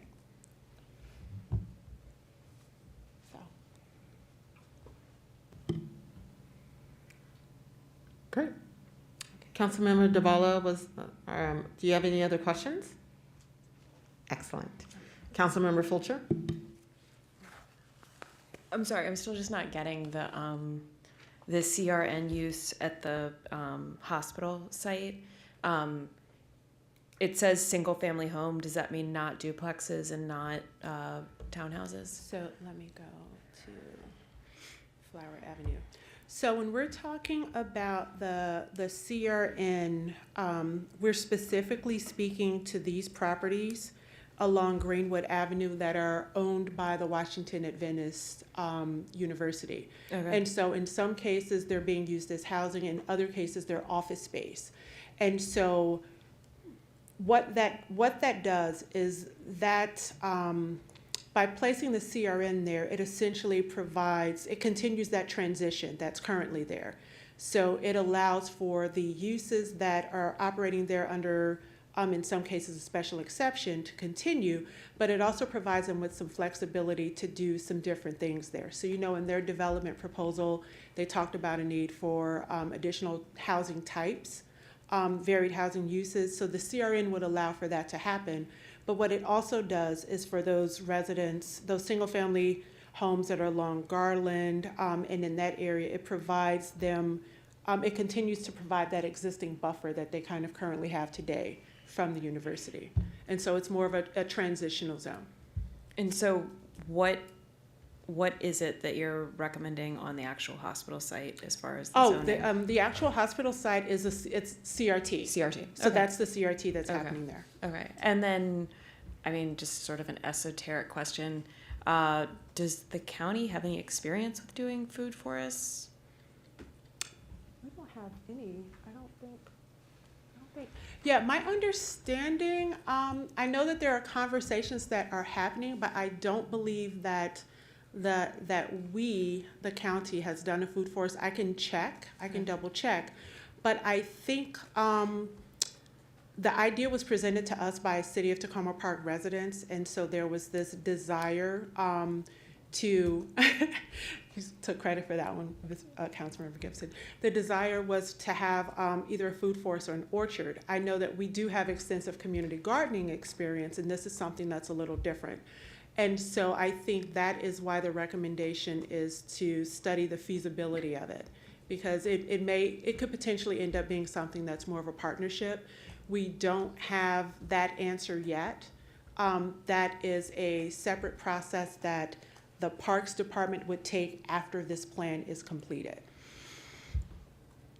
Right. And so just, for clarity, you're just doing the zoning. You're not really making recommendations about, where financing and, who would pay for things, right? No. Yeah. So there is an implementation part of the plan that has a capital improvements program. That's the table that kind of figures out who's the lead agency for some of the larger recommendations, specifically those that relate to infrastructure. And so there will be additional information there, but that is something that we're going to be working with Roz and other members of the City of Tacoma Park staff to kind of hammer out exactly who becomes the lead on certain projects. That seems very helpful. Thank you. Yes. Can I jump in for just a second and ask if there was any interest in community gardening in that space that you heard? So it actually, the conversation actually started with community garden. And then it gradually evolved into the idea of the food forest, which was more expansive and more in line with what we were hearing specifically from stakeholders. We got a lot of comments about the need for something like a community garden, but we got even more about the need for something that was closer to a food forest.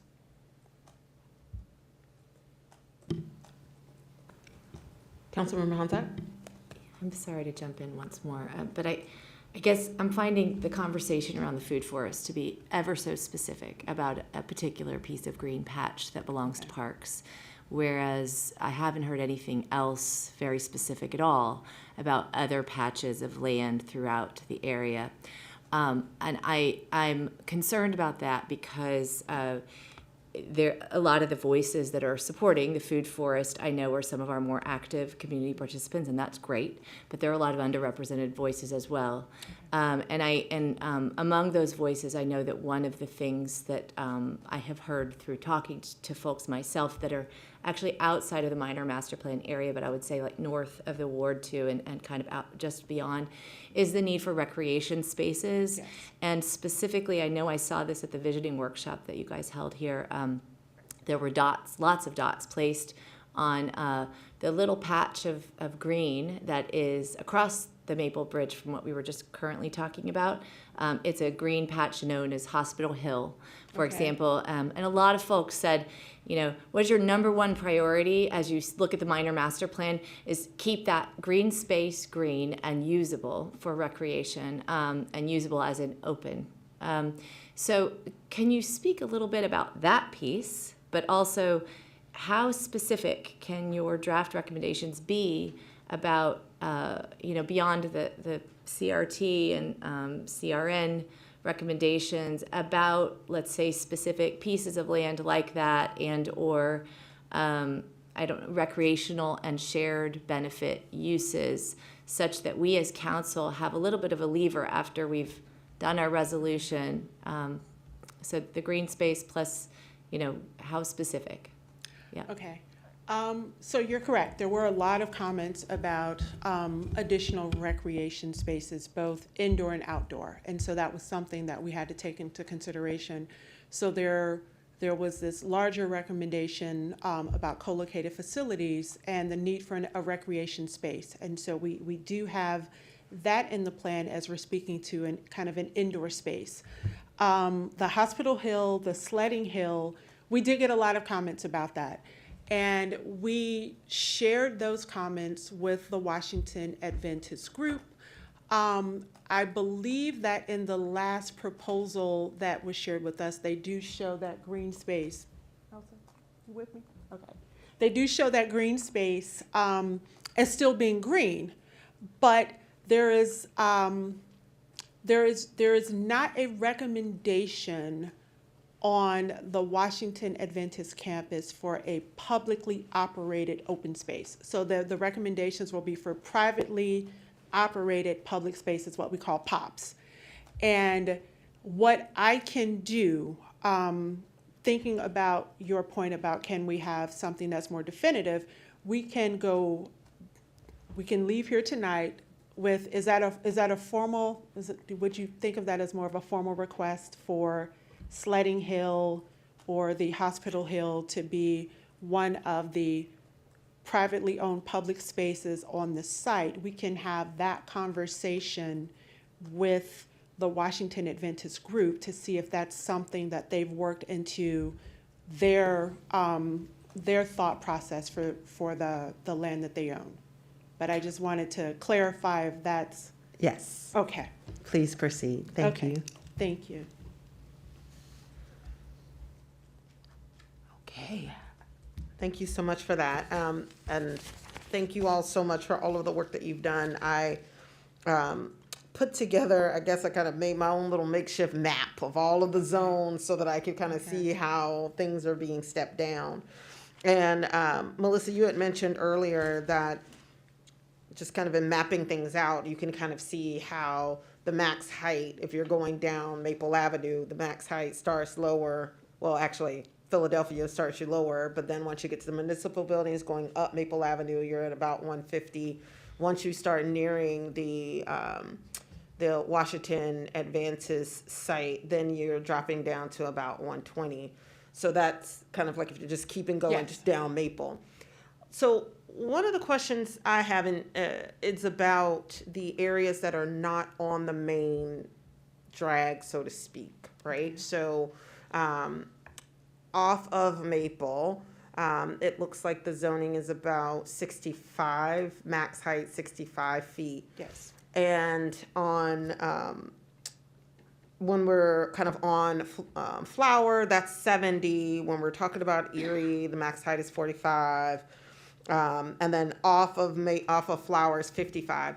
And so a lot of those neighborhoods are surrounded by multifamily homes, right? And so it seemed to me like there was a difference in single-family homes that may be outside of the plan area but would abut a property. So if I happen to be in a house that's outside of the area, but maybe I live off of, and I'm sorry, I can't see right now. Is that Sherman? I don't know. But I live in a house that's nearing off of in the Maple Avenue district, and the properties can be 65, the max height of 65. What thought went into ensuring some sort of conformity or approach around the max height next to single family properties? Because it does seem like in some places the max height would be 45 if you're next to a single family community, and other places it's 55 if you're off of Maple and maybe you're near some of those condos, the more garden style units is 65. Did you all think about trying to have some consistency there, or was it based on also what is currently in place? So it was kind of all of the above. So it's based on the existing development, because remember, in some cases we were bringing properties into conformance, but we also have the benefit of the CR zones have kind of a built-in compatibility requirement. And so I wish we would have added that slide to this presentation, but it essentially has a setback and a 45-degree plane.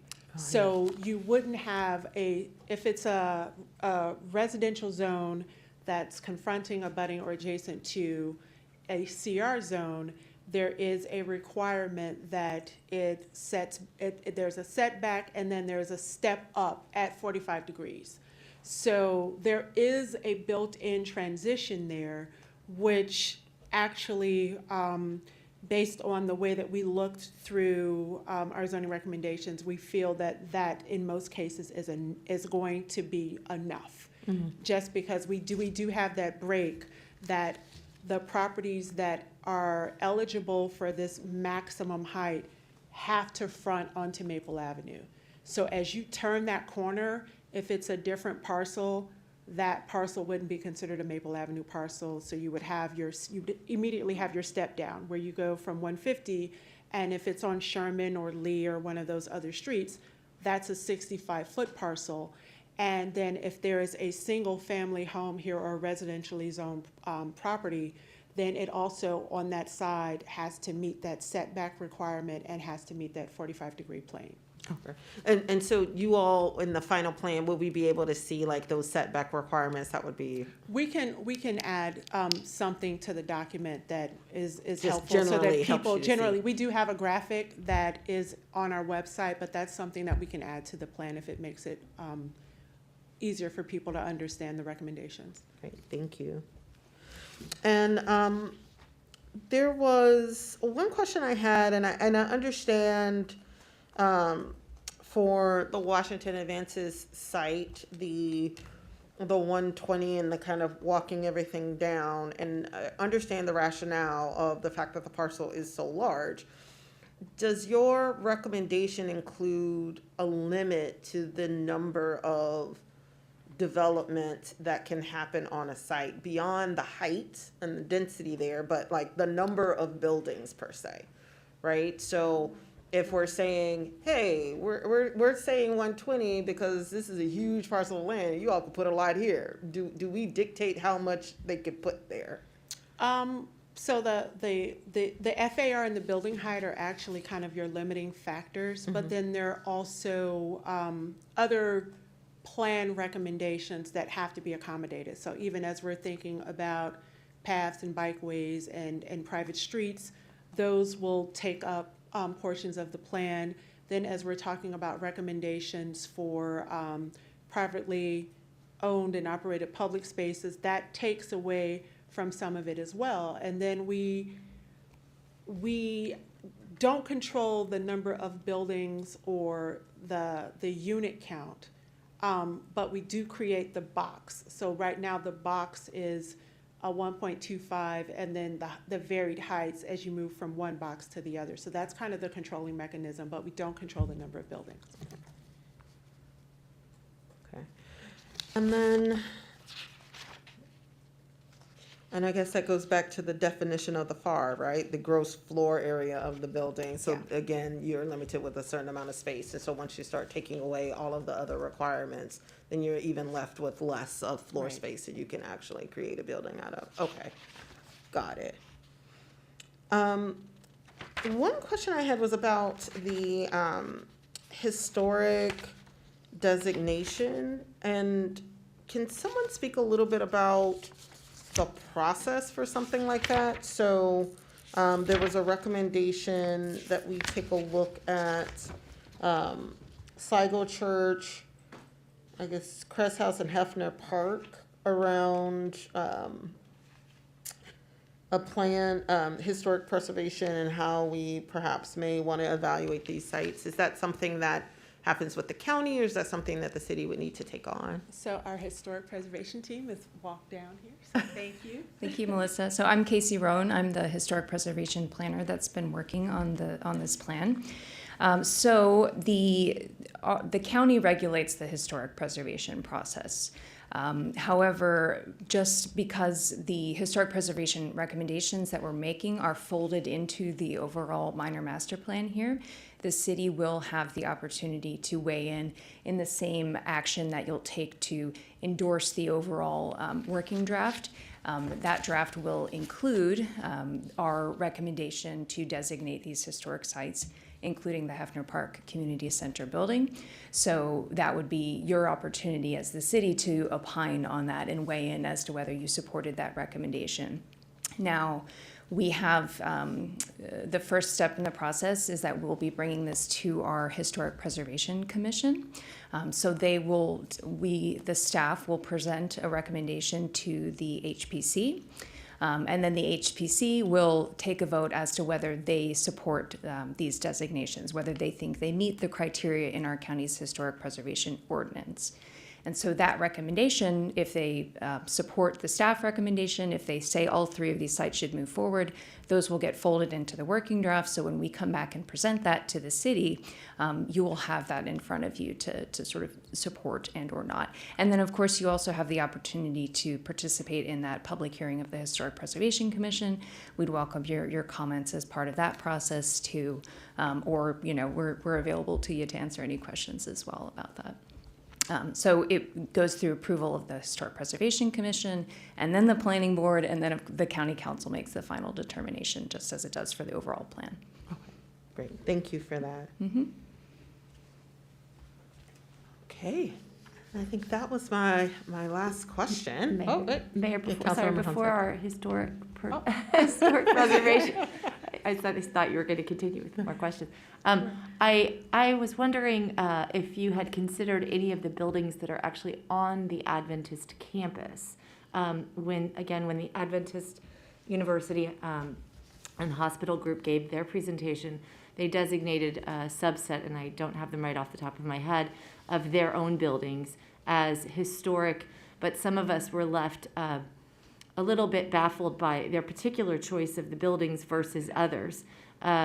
For example, they have a very lovely library building that, if I recall correctly, was not one of their historic selected buildings. So does your plan intend to comment on that, or is there a reason that those were left off?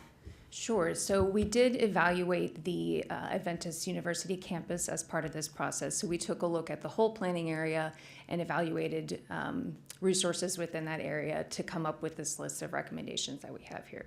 So we did take a look at the campus, and we considered it along both historic and architectural significance, and ultimately we did not come to a recommendation that it meets our criteria to the point that we would recommend designation to the master plan. Now, the university in their plans, they call out, I think they call them iconic buildings, the ones that you mentioned. I don't know how they arrived at their particular choices. I think they selected some of the older buildings on campus and perhaps some of the more prominently cited buildings as well. I will say that even though we are not making a formal recommendation for designation of the campus, this is sort of our last bullet point here. Our last recommendation: seek opportunities to retain historic design elements and resources. We do want to put forward some language about adaptive reuse of these buildings wherever possible, and retaining some of these design elements that sort of give the campus some character, even if we don't necessarily feel they meet the historic designation criteria. Great, Thank you. thank you. All right. Well, I don't see any additional lights, which means we may get out of here before 9 o'clock. Okay. Well, I just want to thank you all so much for coming out and working with us. I feel very strongly that this team has been a true partner in every sense of the word, from knocking on doors to coming to various events to really try to engage our community. And I really appreciate all of the work that you all have put forward. And it shows in the recommendations that you've provided, that you've listened to the community. So thank you all so much. Thank you. And so we will be patiently awaiting the next iteration of the plan. All right, thank you. Awesome, thank you. All right. So with that, I will call this meeting to a close. Second? Excellent. Thank you all. Have a great night.